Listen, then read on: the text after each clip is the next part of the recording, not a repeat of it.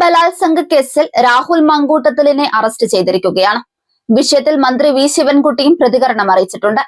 രാഹുലിനെതിരെ ഒന്നും രണ്ടുമല്ല ഡസൻ കണക്കിന് പരാതികൾ ലഭിച്ചിട്ടുണ്ടെന്നാണ് ലഭ്യമാകുന്ന വിവരമെന്നാണ് മന്ത്രി പറയുന്നത്. ഇപ്പോൾ ഉണ്ടായത് വളരെ വളരെ മോശമായ കാര്യമാണെന്നും MLA സ്ഥാനം മറയാക്കി ഇത്തരം കാര്യം ചെയ്യരുതെന്നും കോൺഗ്രസിൽ നിന്നുള്ള പിന്തുണ ഇപ്പോഴും രാഹുലിന് ലഭിക്കുന്നുണ്ടെന്നും ശിവൻകുട്ടി പറയുന്നുണ്ട്.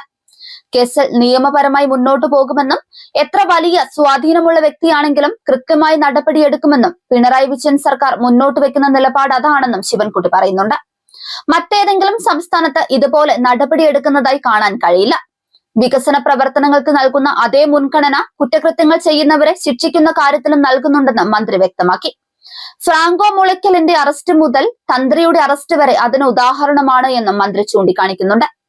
കോൺഗ്രസ് ഉന്നത നേതാക്കളും രാഹുലുമായി ഇപ്പോഴും പരസ്പര ധാരണയുണ്ട്. അതാണ് MLA സ്ഥാനം രാജിവെക്കാത്തതെന്നും നിലവിലെ കേസിൽ അഹങ്കാരത്തോടെയാണ് കുറ്റം ചെയ്തിരിക്കുന്നതെന്നും എല്ലാവരെയും വെല്ലുവിളിക്കുന്ന തരത്തിലാണ് രാഹുലിന്റെ നടപടിയെന്നും ഈ കാര്യത്തിൽ എന്തുകൊണ്ട് കോൺഗ്രസ് മെല്ലെപ്പോക്ക് സ്വീകരിക്കുന്നതെന്നും മന്ത്രി തുറന്നടിച്ചു.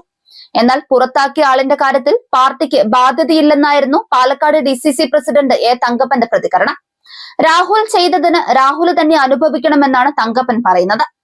രാഹുലിന്റെ കേസിൽ അഭിപ്രായം പറയേണ്ട കാര്യം കോൺഗ്രസിനില്ലെന്നും MLA സ്ഥാനം രാജിവെക്കണോ എന്ന് അദ്ദേഹം സ്വയം തീരുമാനിക്കേണ്ട കാര്യമാണെന്നുമാണ് തങ്കപ്പൻ പറയുന്നത്.